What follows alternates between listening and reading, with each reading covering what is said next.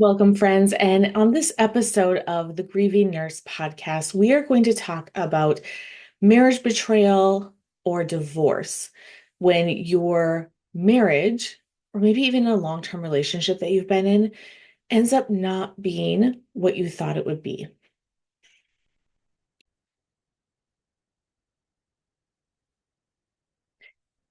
So, welcome, friends, or welcome back, friends. And we're going to be talking about the grief we feel with the loss of relationships. So, I'm going to be specifically talking about marriage with betrayal or divorce situations, but this can also apply to a long-term friendship or a relationship that you've been in for a long time and then it starts to fall apart or you decide to separate.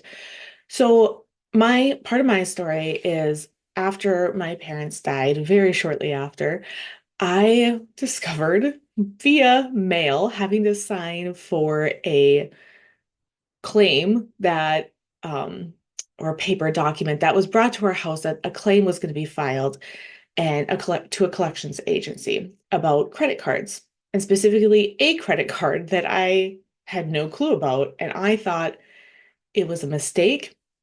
But I also knew that my husband had lied to me in the past about hiding money or buying things. And so I wanted to believe it was a mistake, but deep down, I knew like this was most likely real. This was happening, that my husband took out this credit card without me knowing that there's thousands of dollars on it. I don't have a clue how we're going to pay it because we're living to paycheck the way it was.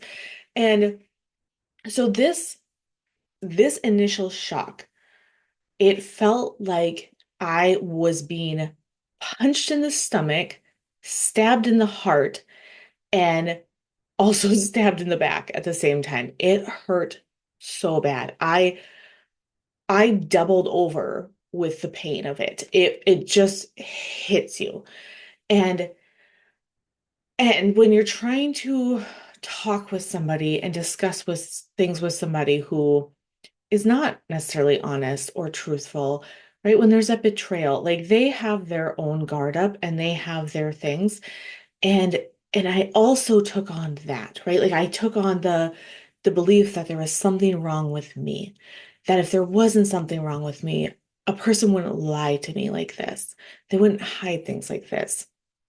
And I had moments where I believed that, you know, it was his fault that he wasn't telling the truth. But a lot of the things he said blamed me. There was a lot of gaslighting throughout my marriage, and I didn't even know what that was at the time. I did not realize when it was happening, like when all this kind of came out, I did not know what gaslighting was in the beginning. But once I found that definition and I realized what was happening, that brought me some relief because I'm like, oh, like I'm not crazy. I'm not crazy. And like that is what I felt all the time. I felt like I was at fault. I was trying to correct the problem. Then he would still lie to me. And so you just spiral in this gaslighting spin. And okay, just full disclaimer, my husband and I are still married. We get along great. We have put in a lot of resources and time and effort into healing our marriage. And my husband has given permission to share this story.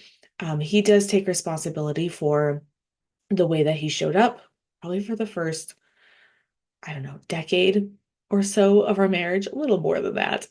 Um, he admits that, right? And I also admit that I'm not a perfect human. I also have some faults. I also had things that like would trigger him and upset him. Now, that's not saying he was right in doing these things. Okay. He does take full responsibility. And so I just want to tell you, my dear friends, that you are not crazy. This pain that you feel is real. When it comes to marriage betrayal, separation, divorce, there is such an isolation. It's lonely. You feel shame. You feel guilt because it's not as socially acceptable as grief when a loved one dies, right? When a loved one dies, you have a wake, you have a funeral, you have maybe a prayer service, right? You have a gathering most of the time of a celebration of life for this person that died, and you have people coming to support you. They check in on you originally, like in the beginning, right? And when there is marriage betrayal, separation, divorce, like nobody's checking in on you. In fact, most of the time, people don't even know this has happened because we try to hide it away. It feels so shameful. We just want to hide in a corner. And so I did that for a long time. I do have a very close cousin that I called her almost instantly because I was just like, what do I do? What do I do with this? And, she didn't know the answer, just like I didn't know the answer, but I did have somebody that I could call and talk to. And so that is what initially I always tell people is like, find somebody to talk to, right? And so we'll come back to that, but I just want to acknowledge that the shame, the guilt is real. And those are hiding emotions. So we want to hide away. Okay. It's not socially acceptable. Or you do have on the flip side where divorce is overly acceptable and celebrated, and people have divorce parties. And maybe you're like, I didn't want this. I didn't want a divorce. And people are like, oh, well, he was bad, right? I'm using he because I have a husband. So again, punch in whatever pronoun you want. But for me, it was my husband, right? People like want to just say, like, well, just get divorced. Like, he's no good for you. He's bad. And for me personally, I did struggle with that. I did throw out divorce as an option. Um, my husband, we did talk about it, but we have ultimately always decided that we do want to stay together. We do want to make this work. We have 6 children. We want to make this work not only for them, but for ourselves because we've been together since our junior year in high school. We want to see the possibility of where it can go and what can happen if we're both learning and growing. And so, but for others, like people tell you, well, just go get a divorce. And like, yeah, but I also hear that's bad. That's not a great answer, right? Like, or maybe you rush into it and you're like, oh my gosh, like this is way harder than I thought. And so there's all this grief surrounding relationships, especially when relationships don't live up to the expectation that we had for them. My expectation of my marriage at the time, up to the day that this envelope came in the mail, was that we had a very honest, truthful relationship with each other. I would have said, yeah, we're totally honest with each other. We share finances. I know where the money goes. I had no clue because, like, and again, I go back to when I would question about things, there was a lot of spinning in circles and gaslighting. And so, again, I just want to recognize and acknowledge that this pain is real. There's guilt, there's shame. You want to hide away.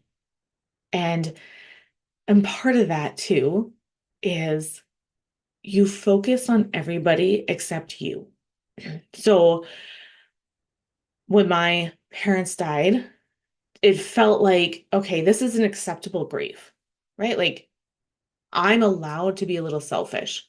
My parents died. My parents died 4 months apart. I'm allowed to take this time to grieve. I'm allowed to have bad days. I'm allowed to have off days. On the flip side, when I found out about the marriage issues, the betrayal, I felt like I can't have an off day with this. I have to focus all of my energy into fixing this. I would tell myself that, okay, well, I must be the problem. And if I change, then he'll want to be honest with me. He'll want to bring these things forward. And that might not necessarily be true. And so again, just to allow that space because with a grief that isn't correlated with death, we want to focus on everybody else around us. At that point in time, like I tried really, really hard for anything that my kids wanted. I would try to do it for them, right? And like, not to say I didn't do that anyway, um, but I found myself being very burnt out because I would go to work, I would come home and I would make the cupcakes for school. And then if my husband needed something, I didn't want to tell him no because like, again, wow, like I'm the problem. So I better not tell him no. I better go, like, I don't want to make a fuss. So it's a grief that we like really internalize and we can isolate ourselves away. And you will, with this kind of grief, you will still go through the stages of grief. And because it's grief.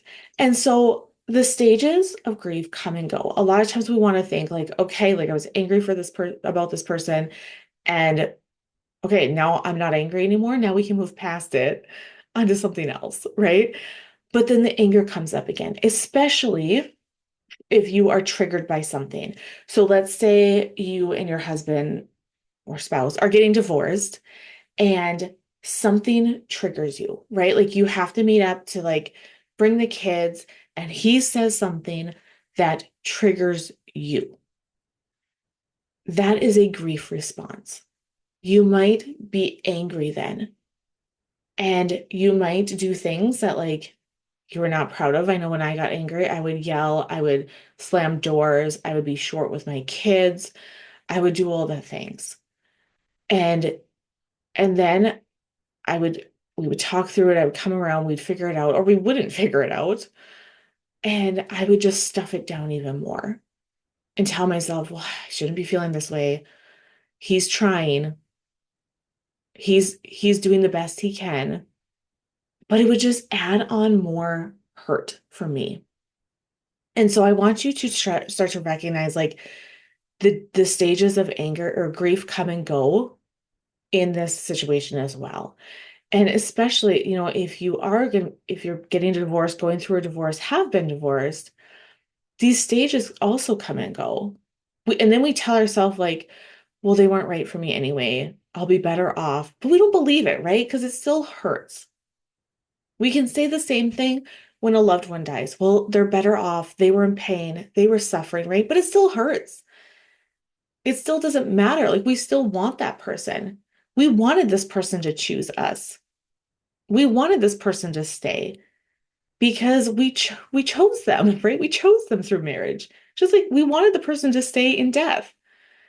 And so the stages of grief will come and go, and they're anger, bargaining, depression, denial, and acceptance.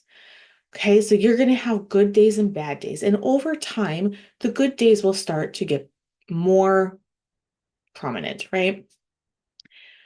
But I want you to ask yourself, when, what do I need when I get angry?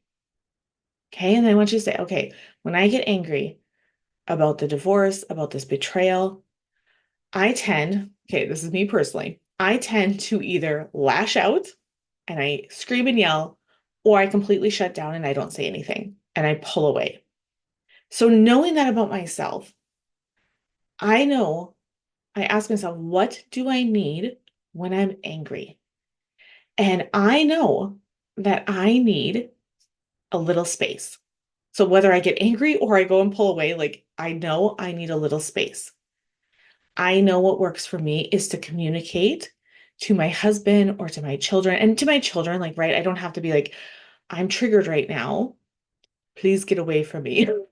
But you can communicate in a way that's like, hey, you know what? Mom needs 10 minutes. I'm going to set a timer. I'm going to go to my room. I'll be right back out in 10 minutes. Okay. Especially if you have younger kids. If they're older kids, you know, they probably won't even notice. It's more of you letting your emotions go out of control and like just step away. And again, set a timer. I need 10 minutes. And in that time, I want you to ask yourself, like, what am I feeling? Why? Why am I feeling that way? Okay. Because for me, again, it was the biggest thing was like, I would just whoosh, angry. I'd be like, whoa, what just happened? Like, I would just be yelling and upset, and I'd be like, what just happened? And So walk away, give yourself some space if you can in the moment, right? Or as soon as you possibly can. Go find a quiet space, go to the bathroom, preferably if a door locks, if you have young children or if you're at work, go to the bathroom and go and ask yourself, what am I feeling and why? So maybe you're like, wow, like I'm really angry right now. I'm really angry because, my ex said this thing and that really triggered me. And then I want you to ask yourself, what do I need? So again, if you're at work, maybe it's just, I need to take some deep breaths. I need to count to 10. I'm going to go fill up my water jug so I get some water in this afternoon. Maybe you're like, I'm just really tired and I know I can't have a nap right now. I'm going to walk to the vending machine and I'm going to go get something with caffeine. Okay. What is something that I need when these grief stages start to arise and come up? And you can and ask about all of these, right? What do I need when I'm sad? What do I need on the days that I'm ready to accept this? And I want you to set up a protocol. And so what I like to do is I like to set up for a red day, a yellow day, and a green day. And a red day means it's a really bad day. I'm upset. Maybe it's like the anniversary of your wedding and you've now been divorced for a year and you're like, that day is just bad for me. Or maybe it's like Christmas or, a day like you used to spend together and now your kids are with your ex and, or you're just alone, right? Like, so that might be a red day. The days that are like really, really hard and heavy, and it feels like you don't even want to get out of bed that day. Not only like, do you not want to get out of bed? You for sure do not want to do anything for yourself, like drink water, go for a walk, any of those healthy things, right? So set up what does a red day look like? A red day looks like when I am triggered by an anniversary, when I am triggered by something that comes in the mail that I'm panicked because I think my husband is lying to me again. So ask yourself like what does it look like? How do I react so you can recognize that, oh, this is a red day. And then I want you to get really specific on like what can I do on those days? So for a red day, I'm going to do the bare minimum, right? Like if I have to work, I'm going to do the things that need to be done. I'm going to show up for work. I'm going to, you know, be there. I'm going to be as pleasant as I can.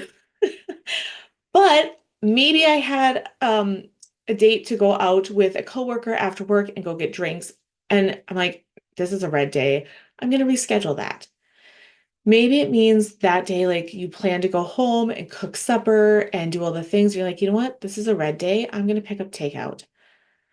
Maybe it means like you have groceries delivered the week leading up to your anniversary. So you have paper plates and you have simple meals. Okay, like what? And I want you to just keep asking yourself, like, what else can I do? What else can I do to support myself? What else can I do? And do the same thing for yellow days and green days. So yellow days are like, that there's kind of like this buzzing in your brain, right? Like you tend to think about it, but it kind of comes and goes. And it's not the overwhelming emotion of either anger, sadness, loneliness, resentful. Okay, like when it's not all consuming, but it's still there. And so days like that, you might still want to order takeout or do a simple meal, but maybe you're like, you know what, like at work, I'm gonna go to work and I'm still gonna go out with my coworker afterwards because it helps distract me. Or maybe you don't have a date set up with somebody like to go out with friends after work. Maybe you want to set up a date for that day because you're like, you know what, I know this is a yellow day. I need to be distracted and I want to do things that I love and enjoy. I want to see this new movie. Okay, like find things that fit in with the yellow day. And then for green days, right? Like on the days that are green means like they're good days. So I want you on those days to set yourself up for the days that are coming that are going to be red or yellow. And so again, what I mean by that is to make sure on the green days those are the days you're going to get groceries. Those are the days that you're like, oh, I'm going to make this with my child tonight. I want to make this project. Those are the days that you're like, I'm going to go for a walk. And you're going to set yourself up for the future. And also look at comparing the green days to the red and the yellow, and what things can you move from the green to the yellow or the red that were helpful. So when you're like, I know when I have green days, like I get up and I exercise. When I have red days, like there is no way I'm exercising, but I can get in a 10-minute walk because I know that it makes me feel good. I like being outside. I like the fresh air, the sunshine. It makes me feel better. Okay, so like take things that you incorporate from your green day, but maybe in a less strenuous way. Okay. And also, I want to kind of pivot back to talking with people because a lot of times we have close friends and we want to vent to them, but they give us unwanted advice. Okay. Or they say things that are like, I didn't want to hear that. I just wanted to vent. So I want you to be very honest. If you have a close friend or somebody that you're like, yep, I can talk to that person, I want you to be honest with them. I want you to say to them, I am going through this hard time. I am grieving. And while I'm grieving, I really need somebody to talk to, but I'm going to be honest, or I'm going to set up ways that you can help me through this, okay? Because our friends do want to help us. Our loved ones want to help us. They just don't know how. And so maybe you can set up a scale and be like, 1 through 4, rate your day. Okay. So they know if it's a 1 day, like, okay, I'm going to bring over the ice cream and when the kids go to bed, we're going to just sit and we're going to talk and we're going to watch a movie, right? On a 4, okay, like it's a good day, right? Like we can joke around and like have fun, right? Like have a scale of like, or just tell them like your scale of red, yellow, and green and be like, this is a red day. Okay. When I have red days, like say these things to me. And you can literally like type out word for word what you want somebody to say to you. Okay. Be like, on my red days, I I am miserable. So I don't want to hear everything will be fine. Everything works out for the best. There's a plan, right? Like God has a plan for you. Like I don't want to hear that. That just makes me more angry. So on red days, I want to hear this sucks. I love you. I support you. Okay, whatever it is that you want to hear on those days. And same for yellow and green days, right? Like green days, that's fine if somebody's like, this is all part of God's plan. I'd be like, yes, it is. And I am kicking butt and I am showing up and I'm trusting in him, right? Green days, that phrase is fine. Red days, that phrase is not fine. So just tell them specifically what you need to hear. Or if you don't have anybody in your corner, because a lot of people don't. A lot of people, right? You might have friends, but like they don't get it. Every time you talk with them, they make it about them. They're like, oh, yeah, I went through this as well, right? Like that also is not helpful. And that is what I am for. I am a neutral place where you can come and you can vent. You can get as mad as you want. You can cry. You can be as sad as you want. You don't have to look a certain way, right? Like you can have no makeup, hair a mess, and like, I haven't showered in 3 days because life sucks. I will not judge you. Okay? I will not judge you. But I want you to find a neutral space somewhere because we think that what our brain tells us is so true. We think all these horrible things about ourselves. And as a coach, I show you that is not true. And not only do I show you that is not true, I help you find ways to spend less time telling yourself that it is true. I help you find more tips and more ways to support yourself through those red, hard days. Okay, so you can book a free consult call at nursegriefcoaching.com. And again, I hope that you guys really put into practice these protocols. Okay. Like those are a game changer for me. And I hope they're a game changer for you as well. So again, if you want any help walking through this, you can email me nursegriefcoaching@outlook.com, or for sure come and set up a consult and we can talk through this. Nursegriefcoaching.com. All right, dear friends, I hope that you have the best possible day that you can, and I am praying for you.